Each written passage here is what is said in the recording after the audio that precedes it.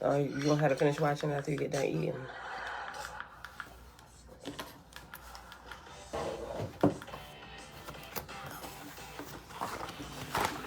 Still kind of loud because you're sitting right here too. Just cut it off until yeah, so she done. Yeah. But it's sitting right here by my laptop, and I can hear it.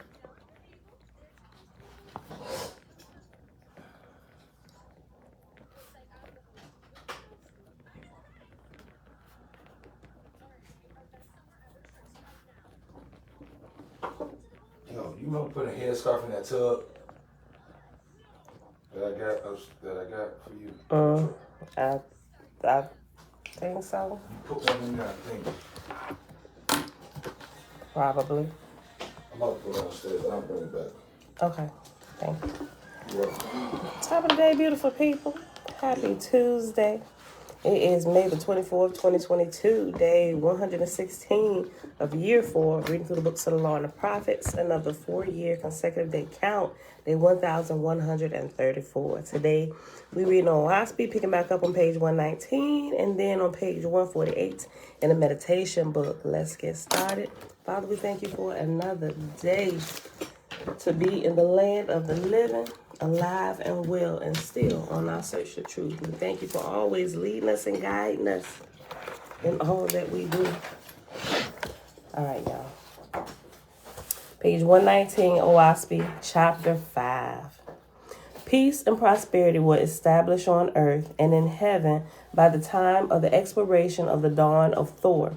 And now came the time for his own ascent with his host, leaving the earth and her heavens in care of God and his lords. So Thor, son of Jehovah, sent swift messengers to Ethera, asking to be delivered, and asking for the deliverance of 6,000 million brides and bridegrooms to Jehovah. See, Weeing, goddess of Hotask in Ethera, was appointed by the council in Baru to descend for Thor and his host and his 6,000 million. See right here? When they're about to do the graduation, there's another goddess that's sent. It's always a goddess that comes. At least up until this point, it's always a goddess that comes and graduates the class of new brides and bridegrooms. Si Weing, goddess of Hotask in Ethera, was appointed by the council in Baru to descend for Thor and his host and his 6,000 million. Accordingly, Si Weing built her ship and gathered in her host for the journey, her 10 million. This then was the makeup of her ship, which she named Harp, to wit. The photosphere was flat to the north and south, but oval east and west. The openings were on the flat sides with passages through. The crescent described a circle of 3,400 miles. The crescent described a circle of 3,400 miles, and the depth of the harp, north and south, was 300 miles. The pillars of fire that ascended from the midst were 1,700 miles high. The stars within the photosphere were provided with 5 points, and each star had 1 million chambers, one chamber being allotted as the habitation of one bride or bridegroom, and there were 7,000 of these stars. The framework was crystalline and opaque and transparent and of all possible colors and shades and tints. Now, besides the stars and their chambers, good? Okay. Oh, great spirit, shalom. Adre, shalom. Oh, great spirit, creator of all life, let us bring our spirit into the oneness of you. Hallelujah. The framework was crystalline and opaque and transparent and of all possible colors and shades and tints. Now, beside the stars and their chambers, the base of the crescent was provided with a saloon sufficient for 1 million musicians, and they were thus situated. God had knowledge of the coming Sewing and had commanded information to be sent throughout atmosphere and to the lords located on earth, inviting all who chose to come and witness the ascent. And there thus came, besides the brides and bridegrooms, 2,000 million angels, many not yet delivered from the first resurrection. So it came to pass, Sewing, goddess of Hotos, I don't know if I'm saying this right, Hotask. I'll say Hotask. Okay. Goddess of Hotask came down in her ship of fire, even to the foundation of Gal, came in great magnificence, and was received by Thor and by God and his lords. And she ascended the throne and performed the marriage rite for the 6,000 million. And after that, a recreation of one day was proclaimed in Gal, during which time the atmospherians and the Etherians mingled freely together. Mom Shalom. On the following day, Thor accompanied Sewing into her ship, and their hosts went in also, being nearly 7,000 million. And then, amidst a rain of Etherian flowers, Sewing started her fire ship upward. God and his hosts, remaining in Gal, saluted in the sign Jehovah forever, which was properly answered by the ascending millions. Then, on its axis, turned the great ship, rising and turning higher and higher. And in a little while, only an ascending star was seen, and then it disappeared into the distance. Thus fulfilled Thor his great mission and dawned to earth and her heavens. Chapter 6. Again, the earth and heaven prospered for another season of 200 years, and the next day there were delivered 5,000 million souls, and new gods and lords succeeded, and they also prospered, but not so well. The next harvest was 4,000 million souls, but again, false lords and false gods began to set up kingdoms of their own in heaven and in the cities of mortals, and lo and behold, everyone called himself either Thor or Apollo. And the spirits who manifested in the temples and for the oracles all gave one of these names. And mortals who were obsessed believed themselves to be the reincarnation of Apollo or Thor, and the obsessing spirits so called themselves. Others, more intelligent, said, "Have not the prophets foretold there was to be a second coming of Apollo? And are these not spirits who appear through the Sargus, the very person?" So great became the superstition of the nations of the earth that in the fall of the leaf they found proof of the second coming of Apollo or Thor. Many of the spirits deserted the second resurrection in heaven and returned to the earth to wait for information concerning the coming event, as they supposed, though there was no event coming. Sound like what they're doing with JC, right?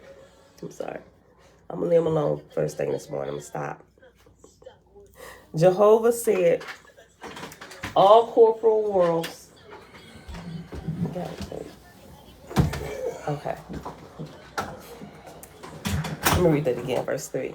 So great became the superstition of the nations of the earth that in the fall of the leaf they found proof of the second coming of Apollo or Thor. Many of the spirits deserted the second resurrection in heaven and returned to the earth to wait for information concerning the coming event, as they supposed, though there was no event coming. Jehovah said, all corporal worlds pass through the age of too much belief. As I gave a man judgment that he might examine and weigh a matter, so runneth he into unbelief. And after A, as I gave A, after A is the reference number 9. It says, literally, okay. So before it had two man. Up here in this current version, it says, gave a man. Okay. As I gave a man judgment that he might examine and weigh a matter, so runneth he into unbelief. Then my angels go to him and show him wherein he believed too little. But lo, he goeth to the other extreme, believing all things and not using his judgment. And that's where we kind of find ourselves sometimes as we're waking up. We're trying to figure out, okay, what's true, what's not true, what is just complete fantasy of the mind and hopeful wishing, right? So you go and you start cross-examining information, kind of like Proverbs. I forget exactly which chapter it is in Proverbs, but it talks about weighing out a matter. It says, like in court, the first person to present his case seems right until cross-examined, right? So you got this one bit of information, just like we grew up in the church. The information that we had was all just JC until we got a little bit older and started wanting to ask some questions. Wait a minute, something ain't adding up. Then you start cross-examining what you believe to be at the time to be the truth. Then it's like, wait a minute, right? And then that's where the unbelief comes in, that it's like, then we need help to kind of sort out and begin using our judgment and not be afraid to look at what it is that we believe, right? Got to get rid of the fear, I'm going to go to hell if I just step away and even check. That is not true. You should check. That's why we have judgment. That's why we have the ability to critically think about things, right? That all that happens so you can begin to activate this and not let people run this for you. All right. Okay. Let me read that again. Verse 4. Jehovah said, all corporal worlds pass through the age of too much belief. As I gave a man judgment that he might examine and weigh a matter, so runneth he into unbelief. Then my angels go to him and show him wherein he believed too little. But lo, he goeth to the other extreme, believing all things and not using his judgment. God said, why will not men and angels be patient and wait till a matter is proven victorious before they pursue it to extremes? That's good. That's why I say you got to see the matter through. Just stay here. Don't leave class early. We got to see this to the end, or what we believe is the end, until we get to the end and find out this is not the end. Keep going. Keep going. The same sun shineth, the same stars stand in the heavens, and the earth traveleth steadily on her way. Yea, her winds blow, her summers and winters come, as in the olden time. Yet man setteth up a great wonder, is near at hand. What? Let me say that again. The same sun shineth, the same stars stand in the heavens, and the earth traveleth steadily on her way. Yea, her winds blow, her summers and winters come as in the olden time. Yet man setteth up that a great wonder is near at hand. And no wonder cometh, and nothing new is near. How shall I stay them, O Jehovah? Their desires for Apollo call down millions of spirits from my places of resurrection. And in trials and hardships they fall and become suitable prey for designing false gods and false lords. But there came no other salutation than the echo of God's own words. So God and his lords bewailed the darkness of earth and her heavens. But high up in the Ethereal heavens came the light of Jehovah, came the voice of Jehovah, saying, hear your Creator, O ye gods and goddesses. Behold the magnitude of my works. I labor not for the profit of this man or that man, nay, for this people nor that people, nor for the inhabitants of one star and one heaven, but for the glory of millions of stars and millions of heavens, right? So he's not just concerned just about us. He's concerned about all of us, right? Some people don't like to hear that. But you got to remember, we really all are one, right? Jan, Grand Rising. Doth not one corporal man bewail a shower of rain, and yet his neighbor rejoiceth thereat? One man prayeth for sunshine, and another for shade. Think not that I labor for each one separately, but for the perfection of the whole. Wherefore then shall the God of the earth and his lords bewail the darkness that falleth on the earth in this day? I have prepared places of darkness in the ethereal firmament and places of light. My corporal worlds must travel through them, for so I created them. And these places of darkness and places of light are as changes of seasons for my harvest. Now doth the earth pass in deep darkness, for I,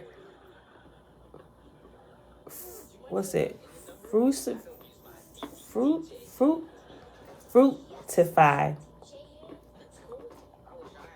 It's missing like an I, and it's added a C. Okay, I'm gonna say fruitify. Okay, fructify. Okay. Now doth the earth pass in deep darkness, for I fructify the races of men in new growth, corporally for things that shall come after, as they absorb from the agi of my places in this age, so also do their souls become full of superstition and darkness. Thus went the earth into great darkness during the last 600 years of the cycle of Thor, and there was no harvest from her for the ethereal heavens. But the spirits deserted atmosphere in millions and millions and went down to the earth to dwell with mortals and to find places on the corporal earth where to live. Shani of Yah, shalom, shalom. You welcome, you welcome. Trina, hey girl, hey. Okay. Verse 14. And save to the Ehims, the light of Jehovah was shut out from men. Thus ambition for improvement was at an end. They became as drones and vagabonds, and when they died, their spirits continued to lie about in the places of their mortal life. And many of these spirits persuaded mortals to suicide, and they killed themselves by thousands and tens of thousands. That's interesting that I would read over this today, because me and my son was having this conversation. Actually, me and my sister, I don't think she's here yet. We kind of hit upon this as we like looking at stuff. That seems to be something. I mean, it seems like it's always been rampant, but it seems like there's this uptick in suicides, just like across the earth, and just because she's even getting a lot of people into the hospital that's either succeeded or didn't succeed like they wanted to, right? And just it's interesting. I say, I don't know, maybe because we didn't have social media back then, maybe it's always been this high, maybe social media is just kind of bringing it out a little bit more, right? It's interesting. I'm gonna read this whole verse again. And save to the Ehims, the light of Jehovah was shut out from men. Thus ambition for improvement was at an end. They became as drones and vagabonds, and when they died, their spirits continued to lie about in the places of their mortal life. And many of these spirits, it persuaded mortals to suicide, and they killed themselves by thousands and tens of thousands. Nor was there courage more amongst men to endure anything under the sun. They wanted to be with the spirits of the dead, to talk to them, to see them, and to be rid of earth trials.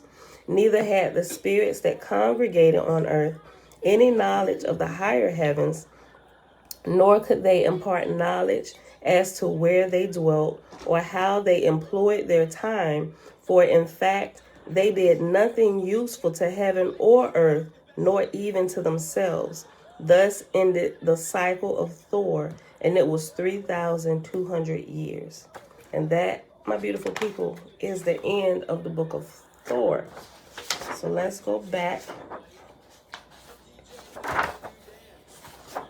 and we'll read the earthly account. Remember, the book of Thor was the heavenly account, which is separated to the top portion of the page, and the bottom account is the simultaneous time of the earth. And so under here, it's the Lord's fourth book. So hop back to page 110, And we'll start at the bottom. The Lord's fourth book. Okay, leave right there, Paul. Being contemporaneous with the book of Thor, cycle of Thor, son of Jehovah. As the latter book is of the higher and lower heavens, so is the Lord's book of the lower heavens and the earth. Both books being for the same period of time. Chapter 1. By altars and temples, and by idols and images, and by painted signs and engraved words, God foresaw that the knowledge of one generation could be handed down to the next. And though all these things are false in fact, as a written word is not a word, but an image of an idea which hath been spoken, so by symbols conveyed God the living truth. God said, Behold, with my sacred people I have established myself in written words. Now hath it come to pass that all the races of men on earth shall be made to know me. God commanded man to make stone and wooden images and engravings also of everything upon the earth, and man so made them according to his own knowledge. God said, As every living creature hath a name, so shall the image thereof and the engraving thereof have the same name. And even so it shall be with all things on the earth, and in the waters thereof, and in the air above the earth.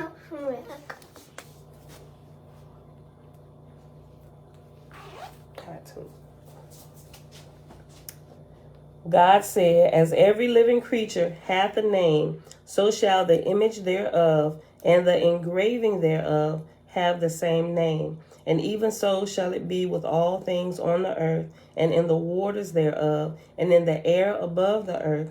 The image and the engravings shall have the same names, even as the real things themselves. God sent his angels down to man to inspire him in the workmanship of images and engravings, and man thus accomplished the commandments of God. And these were the first writings since the flood, other than such as were kept secret amongst the Ehems. And of this manner were the writings, to wit, a picture of a man was a man, a picture of a tree was a tree, a picture of a bird was a bird, and even so was everything represented by its own name and image. Then God said, When thou hast made the picture of a spear, behold, it is a spear. And when thou desirest to show which way a man goeth, thou shalt add to the graven image the likeness of a spear, and the way it pointeth shall show the way man goeth. Even so shalt thou express the going of everything on earth and in heaven. Thus man made a written language, and in every region on the earth.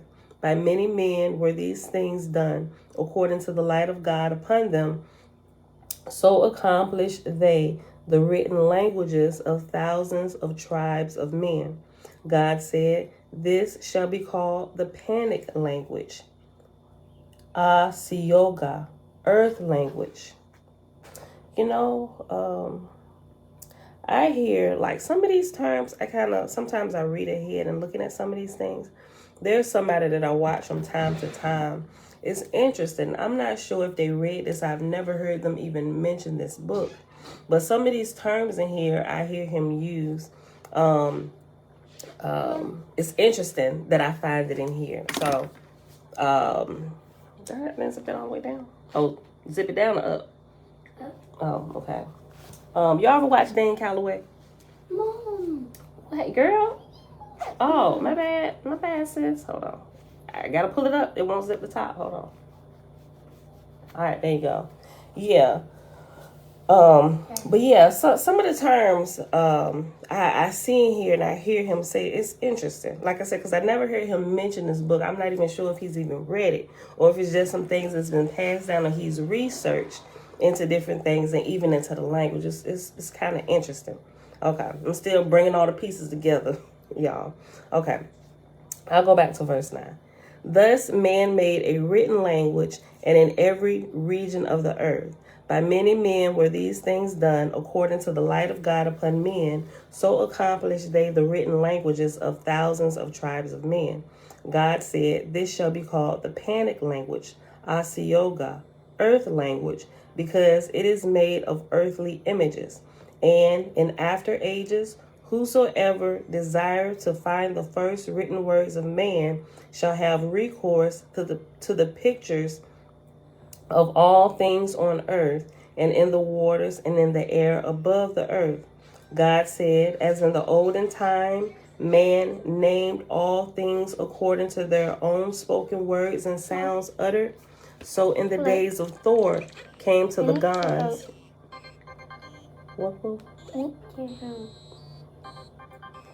So in the days of Thor came to the gods the written words of everything on earth and in heaven. And after Gans, it has Gans, G-H-A-N-S. It has reference number 1. And at the bottom it says, days of Thor came to the Gans days of Thor came to the Gans the written words. Okay, I'll read the whole sentence again. Verse 11. God said, as in the olden time, man named all things according to their own spoken words and sounds uttered, so in the days of Thor came to the gods the written words of everything on earth and in heaven. When man had written the name of all things, one only had he not written, even the name of his creator. God said, even that also shalt thou write. Then man inquired, O Lord, how can I find a word to express the creator? That might be our title for today. How can I find a word to express the creator? That's beautiful. God said, many tribes have I raised up upon the earth. Yes. Sit extra, don't cry. Girl. Okay. Okay. Tap and hold both circles. I'm sorry, y'all. Hold on. Ask an adult for help. There.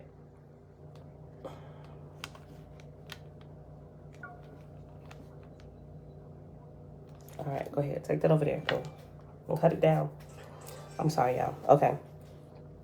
Verse 14. God said, many tribes have I raised upon the earth, and behold, they have all written the names of all things, save only the Creator.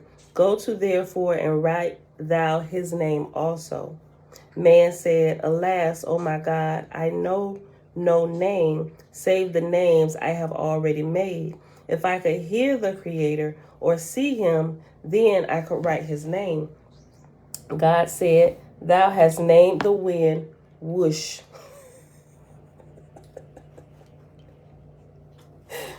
In parentheses after wind is actually WH-SH exclamation point. And I want to say that says whoosh, right? Okay. God said, thou hast named the wind whoosh, which thou hast not seen. Name thou thy creator, and his name shall comprehend all things far and near, seen and unseen. Then man drew a circle and called it O, for it represented that which was without beginning or end, and which containeth all within it. That was smart. Okay. Then man drew a line cutting through the circle from east to west to represent the light of the east traveling to the west. The man drew a line from below upward, cutting the circle at right angles with the horizontal to represent the one road of all things from the bottom upward forever. Oh my gosh, that is beautiful. Look. The first line man called E, for it was the same as the wind speaketh in the leaves. But the second line he called I, for it represented the unseen shaft that cutteth all things in twain. And when he had completed the engraving, he called it Ioe. Oh, okay, so I get how they, okay, all right. I gotta go back and read that again. Okay, so this is what they drew. Y'all don't probably figure that out by now, right? This is what he drew. The circle representing his without beginning and without end. The line from east to, what's it, east? Was it east to west? Which encompasses all things. And then from the bottom upward forever. I'm going to read it again. Okay. Then man, verse 17 on page 111 at the bottom. Then man drew a circle and called it O, for it represented that which was without beginning or end, and which containeth all within it. The man drew a line cutting through the circle from east to west, to represent the light of the east traveling to the west. The man drew a line from below upward, cutting the circle at right angles with the horizontal to represent the one road of all things, from the bottom upward forever. The first line man called E, for it was the same. Yes, baby. I'm bored. Well, you can sit and listen to me. Did it die? Did you plug it in? The boys took it. Use this. Plug it in with this over there.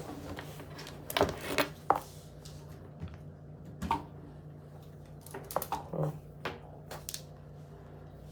right. The first line, man called E, for it was the same as the wind speaketh in the leaves. But the second line he called I, for it represented the unseen shaft that cutteth all things in twain. It is like IH. And when man completed the engraving, he called it Yoeh. God said, in this thy symbol thou hast found the way of a true square. And then parentheses after true square, it says true cross and the four quarters of the world. And after world, it has reference letter A. Remember, the letters are found at the back of the current chapter we're reading, which is on page 117. And A says, see plate 63, Samoan Book of Sapa, 1882 edition. Okay, let's find out what plate 63 is at.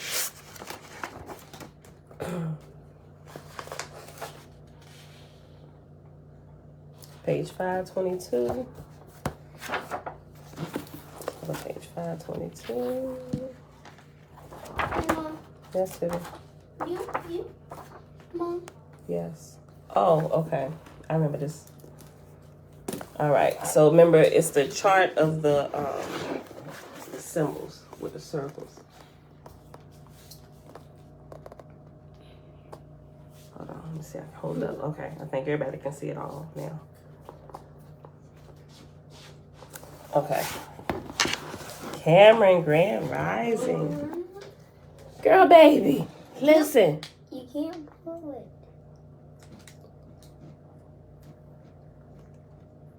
There you go. All right. Okay. You have to restart it. Okay, verse 20. Keep thou his name and the image thereof a secret betwixt the Rabbas and thy God. Neither shalt thou utter it aloud, for it is sacred upon the earth. Betwixt thee and thy Creator. Never mind, Mom. Okay, I'm glad you got it together. Betwixt thee and thy Creator standeth thy God, who is Lord of heaven and earth. Behold, I am the key of life and death. Through me, thy Lord, shalt thou unlock all the mysteries of heaven and earth. Neither shall my Rabbah nor my prophets call on the name of any spirit save the Lord who is God. The words I give corporally I have recorded in heaven. Neither can man alter my records and make them accord with that which is written above. But in the lapse of time, I provide seers and prophets to whom I can reveal to mortals the things of heaven. This have I spoken to Jehovah for thee. Man shall measure thy hand upon him. Remember thy eye upon him. Seek for thy wisdom within him, and be thankful for thy good things before him, to consider the little good of them that deny thee, the conceit of them that claim to be self-made, and the folly of uttering other glories than thine, and yet to mention them not, for these are the attaining of wisdom. And we at 34 minutes, so we'll pause right here today in the OAHSPE.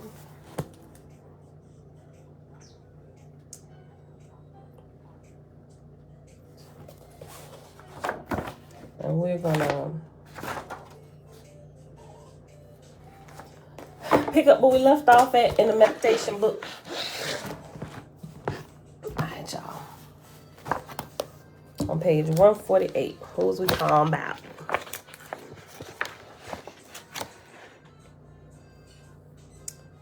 Oh, okay. The development of devotional feeling on page 148. So yesterday, we did a recap of the diet. Then it was talking about like setting up a ritual when you go to meditate or you have your quiet devotional time, right? We kind of went through some of the things we talked about, grandma picture being on the altar. We kind of understood why, I wouldn't say idols, this named it idols, but what you're really putting on your altar is like when we use the picture of grandma. If grandma was known, it could not have been grandma. It could have been like a picture of your daddy or somebody that you knew, somebody that you felt was really spiritual and had a connection to the Creator, to Yah. That's who you don't have to. But as people are starting, they want to kind of get things to help them get into the feeling, getting ready to spend time with Yah or getting ready to pray or whatever. They just got to put themselves in the mood, or they put on worship music, like incense, whatever. It's all a part of that process, the ritual, to get you focused, right? Not that you're worshiping whatever this is that you done set on your altar or your quiet place or whatever, but it was to help you focus yourself, right? That's it. That's all. No worshiping, not trying to conjure up granddad or grandmama if they've already passed, right? All right. So, okay. So page 148, the next section, it leads into the development of devotional feeling. Many people have been soured on the idea of a supreme being or a God due to their experiences with religion and their experiences with the world. Like some people, they just start the baby with the bathwater, like forget all this spirituality. I'm going to live life and I'll go to the grave when I go, right? A lot of people have been soured because of the shenanigans that's happening all over in different religious factions, right? Some people even believe that talks of religion and God are the basis for the maladies of the world and the fanatical violence which humanity has seen throughout history. They feel if there was a God or supreme being, why would he allow the world to go on as it does with all of the violence and negativity? We kind of hit on that a little bit in OAHSPE, right? When talking about the earth going through different phases and how the Creator creates light and darkness, right? But it's for the overall development. Like you can't just come in here and just know all perfect. Everything to be all perfect, you would really be a shallow person. We all would be, right? We wouldn't know anything about struggling and how to persevere when struggles come, right? There's an even balance. You have to have both, right? You can't just have there's a balance is what I'm trying to say, right? It has to be in order for development. Like a seed, we wouldn't have trees, we wouldn't have plants if there was no underground seed breaking process in the dark where nobody can see what's happening to you, right? We wouldn't have any kind of anything. We need the darkness. I mean, some we could really do without, but y'all get what I'm saying, right? It's the process when you're hidden away, and that's when really the best things are taking place, right? Before you can come up and bear fruit, you have to bear roots, and them roots have to go deep. Some are not, you don't need deep roots, right? You can bear fruit, but if you're gonna have a sustaining life like trees live hundreds of years, your roots have to go down deep and they have to spread wide. And that happens over a period of years before we see the first seedling bring his head up above the ground, right? Everything is designed in perfect balance. Let me go back. I'll read this again.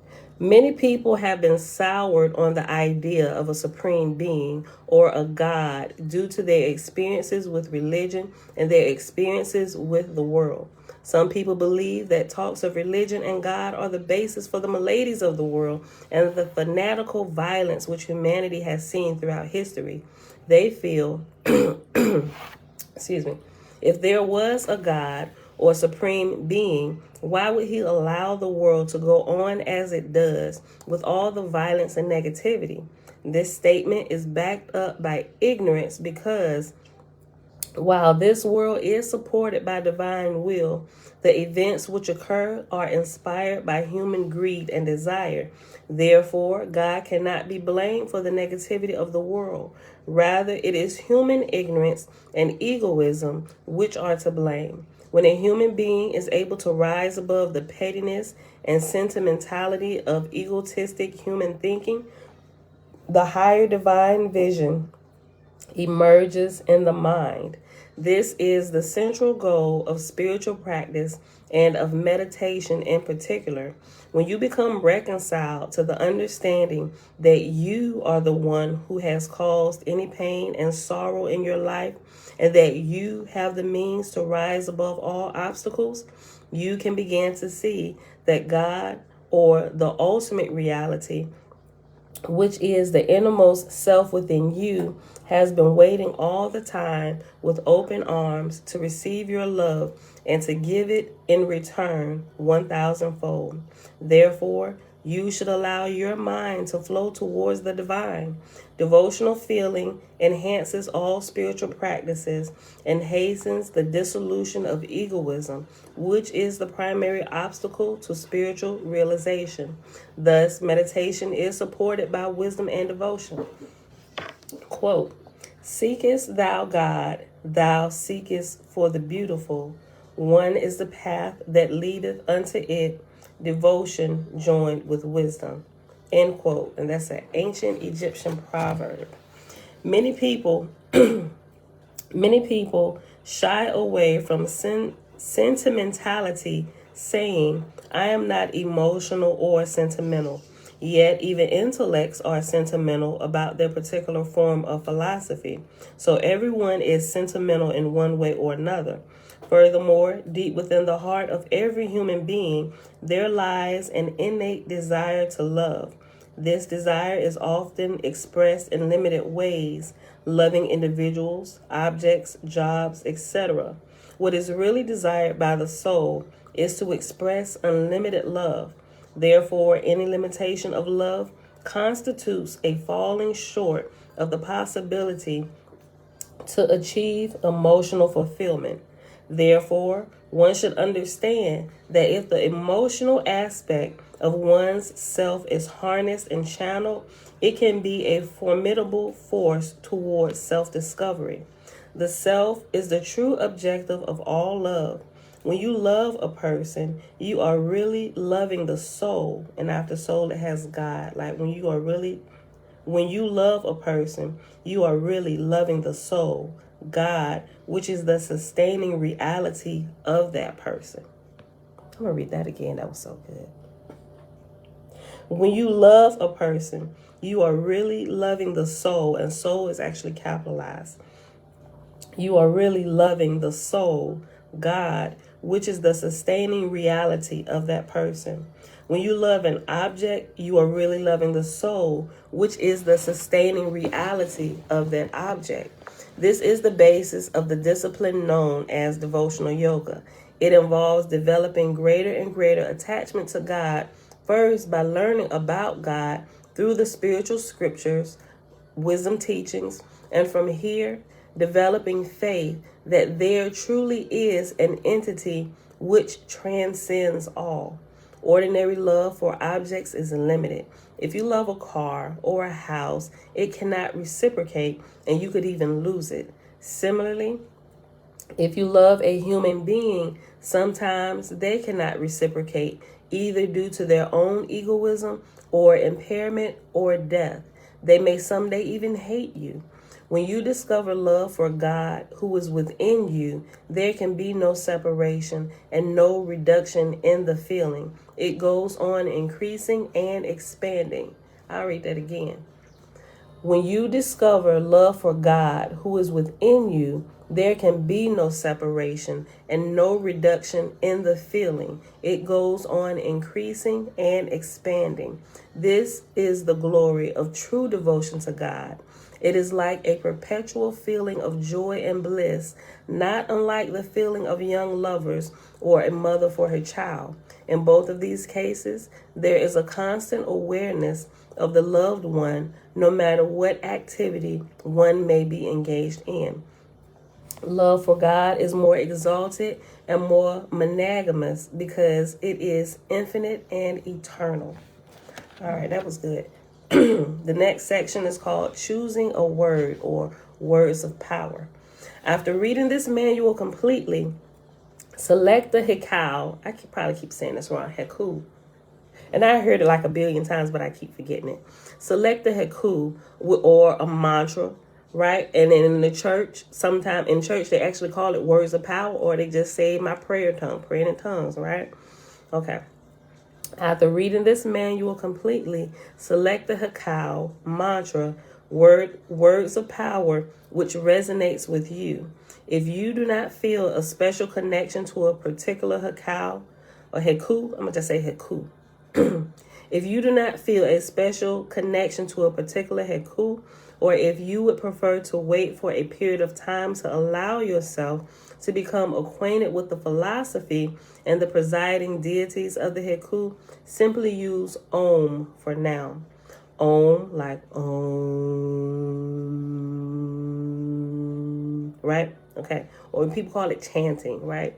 It's not about the word. What you're saying is really about the sound and the frequency, right? If you do it enough, you're going to realize it's really not the words you're saying. Some people caught up on, well, what word should I say? It really is not about the words. They just give you a word to help you pronounce the sound. It's really all about the sound. We are vibrational beings. Okay.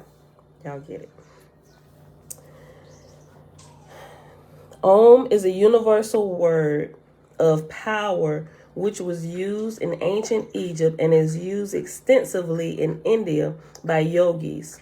Om or Am, which is A-U-M, is related to the word Amun from ancient Egypt, and Amun is related to the Amen of Christianity. Therefore, Om is generally useful for spiritual practice. Om is also not related to a particular deity, but is common to all and is seen as a name of the divine self, right? And also, Om, what I've learned is not only is it the sound, but Om is a sound that every single human being on this planet can make, even if they had their tongues cut out, right? It's amazing. Practice it and you will see. I saw is a great yogi teach about this, right? It's a universal sound that everybody can make. You don't even need the use of your tongue to do it, because some people don't have the use of their tongue. Some people have had their tongues cut out, right? But this is one that's universal that will, if you do it enough, or you just sit there and you just got to go test it, right? It is a sound that it'll calm you down and it will connect you, right? And you will feel it, right? You will feel the vibration going through your body. Om is a universal word of power which was used in ancient Egypt and is used extensively in India by yogis. Om or Am is related to the word Amun from ancient Egypt, and Amun is related to the Amen of Christianity. Therefore, Om is generally useful for spiritual practice. Om is not related to a particular deity, but is common to all and is seen as a name of the divine self. It is also the Heku mantra of the sixth energy center at the point between the eyebrows, known as the ancient Egyptian Ujat, or the eye of Haru, or rat, or Uraeus serpent, and the third eye of Shiva in India. right? Your third eye right here, the sixth chakra, right? You will use Heku for chanting during your worship periods and at idle times during the day. You will use it from now on to dig deeply into the unconscious regions of your mind as a miner uses a pick to cut into a mountain in the search of gold. Right? Humming does the same thing, right? Because you're not using words. You ever hear somebody hum and they can take you, seem like they can take you right into the spirit of Yah, like right there. Sometimes we don't really hear that. We hear that from like the past generations when grandmothers would do it, right? They wouldn't even need to say a word. They just get the humming, right? It's the sound that takes us right there. It aligns us, right? Okay. You will use it from now on to dig deeply into the unconscious regions of your mind as a miner uses a pick to cut into a mountain in search of gold. Sometimes the meditative mood is promoted by listening to music, sounds of nature, etc. She got sounds of nature playing on her little thing. You heard the birds? Sometimes the meditative mood is promoted by listening to music, sounds of nature, etc. You may use these, but you should keep in mind that your objective is to reach a state of mind which does not depend upon externalities, right? Remember, we're talking about the picture of grandma. You got to get started somewhere. And once you get in the zone and you do it consistently, you know how to get right into that meditative state. You don't even have to go to your place where you have everything set aside. You just trained yourself, just like we mentioned, having training wheels. Every time you go get on the bike, you don't put your training wheels back on. No, you've already learned how to do that. You know how to get right into the zone. You know how to keep your balance and go. Meditation is the same way. Sometimes they need to set aside altars to just kind of get them going till they figure out how to do it, and they do it enough to where they can feel the connection of their spirit with the great spirit, with Yah, right? Okay, same exact thing, y'all. Let me just go back. Yeah. Sometimes the meditative mood is promoted by listening to music, sounds of nature, etc. You may use these, but you should keep in mind that your objective is to reach a state of mind which does not depend upon externalities. Many times the mind, with its endless desires, will become fickle about the type of music or the type of incense or the type of position, etc. These are all distractions which can become excuses for failure. You must keep in view that you are working with your mind by trying to facilitate the beginning stages of meditation practice. However, if you suddenly cannot turn on the music because the power went off, what will you do? If you ran out of incense and forgot to get some on the way home, what will you do? You must gradually learn to withdraw from all the externalities by training the mind to be one pointed towards your object of meditation, right? Which is our Creator, Yah, the Great Spirit, or whatever name you've chosen to call Him. And when I say him, it encompasses male and female energy. So I'm not being sexist where I think the Creator is male, or a feminist if I say she, right? But just because how I grew up. But just know now, when I say he, it's not, it's encompassing male and female energy, because all of that, the duality of male and female here in this realm, comes out of the one, right? Okay. Quote, a yogi, one who practices yoga, should abide in solitude, end quote. And that comes from Gita chapter 6, Adhyayadama Yoga, the yoga of meditation. Okay, that's where that quote came from. Another factor which is important to promoting an atmosphere which is conducive for meditation is to be alone. Many people think of meditation as a practice which is performed by hermits or people who live a solitary life up on a mountain and so on. This form of lifestyle can be conducive for spiritual life, but only if you are truly prepared to live in this manner.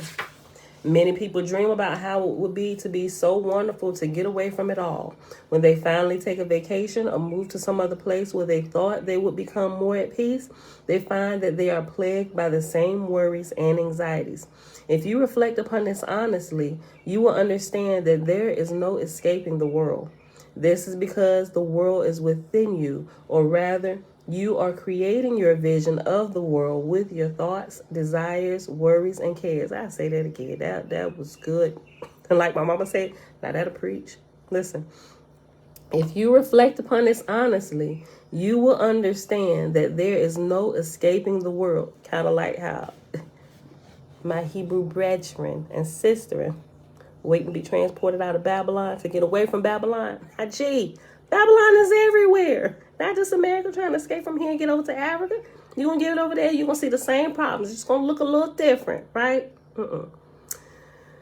If you reflect upon this honestly, you will understand that there is no escaping the world. This is because the world is within you, or rather, you are creating your vision of the world with your thoughts, desires, worries, and cares.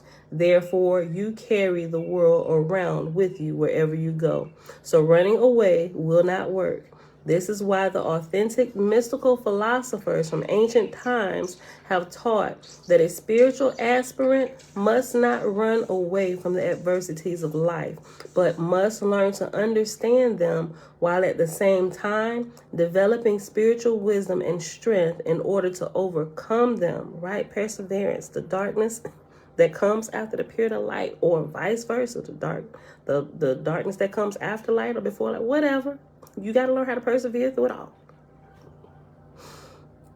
This is why the authentic mystical philosophers from ancient times have taught that a spiritual aspirant must not run away from the adversities of life, but must learn to understand them while at the same time developing spiritual wisdom and strength in order to overcome them. This is the only way to truly succeed in life. Overcoming them implies gaining the ability to remain at peace and abiding in the awareness of divine communion at all times, even under the most adverse conditions. This ability is more important and more valuable than all the riches in the world. Thus, a geographical location does not ensure peace and tranquility. So what is the best way to be alone, even when living in the middle of a bustling city? If you plan your day properly, you can create silence and time alone. In the morning hours, no one is around and there is silence. Therefore, you are essentially alone. During your work, you can take breaks and you may be even able to come home so as to practice silent time and meditation. Prior to beginning your meditation practice, you can practice yoga exercises, but if you are pressed for time, you can practice breathing and relaxation exercises. These will be useful, especially if you have just come from a dynamic activity and the entire process should take no more than 5 minutes. Simply sit or lay quietly and focus attention on one part of your body after another. Begin tensing the muscles in that particular area and then release them. Feel the tension and the stress leaving the body. Oh, yeah. We'll pause right here because the next section is the daily schedule for yoga practice, and then it goes on to the basic schedule of physical practice. So I want to kind of keep that together. And we have 58 minutes, so we're going to pause right here at our time for today, y'all. That was good. All right, y'all. So it is Tuesday, May the 24th, 2022, day 116 of year 4 of reading through the books of the Law and the Prophets, and of the 4-year consecutive day count. Remember, that's without the Sabbath or the Sabbath feast days, and the week that I took the hiatus because I had to restore my body, right? It is day 1134. It was Aaron's birthday yesterday. No, baby. 2 days ago. It was Jeremiah's birthday, Elijah's birthday, Jordan's birthday, Jonathan's birthday, Aunt Valerie's birthday, the May 22nd game. All right. We read the OAHSPE, pages 110 through 112, and in a meditation book, We read pages 148 through 150. I hope you all enjoyed it today. I hope y'all got something out of it. I did. All right, so with that being said, you're welcome, Jen. You're welcome. You're welcome, Janie of Yah. Thank you. Awesome reading. You're welcome. All right, beautiful people, that's it. I'll see y'all back here tomorrow, bright and early, 7:15 a.m. Eastern Standard Time. Wait a minute, I did that too soon. I should have blessed y'all first. May y'all continue to bless you in all that you do. May you continue on your path of truth. And when you run into dark spots, just pause, meditate, use your judgment. Think it through. You may need some time to sit and let some things assimilate that you haven't quite understood, right? But when you get it, continue on the path of truth, right? You have to keep going. All right, love y'all. With that being said, I see y'all back here tomorrow morning, bright and early, 7:15 a.m. Eastern Standard Time. Peace. All right, sweetie, go ahead and end it. Bye, y'all. No. Oh, okay. I was just moving it so you can see the block, sis. No. All right, go ahead. I'm doing it by myself. Well, do it by yourself, girl. Go ahead. Very smart.